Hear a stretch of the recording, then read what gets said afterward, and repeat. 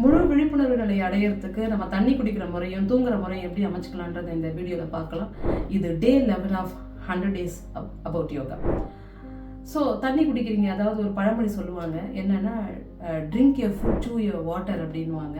அந்த மாதிரி நீங்கள் தண்ணி குடிக்கும் போது அது நல்ல சலைவா கூட கலந்து நல்ல ஒரு மிக்ஸ்டு ஃபார்மில் அதை நீங்கள் குடிச்சிங்க அப்படின்னா உடம்புக்கு தேவையான ஒரு அமிர்தமாக மாறி உள்ளே போயிட்டு அது அதோட வேலையை முழுமையாக அழகாக பண்ணும்.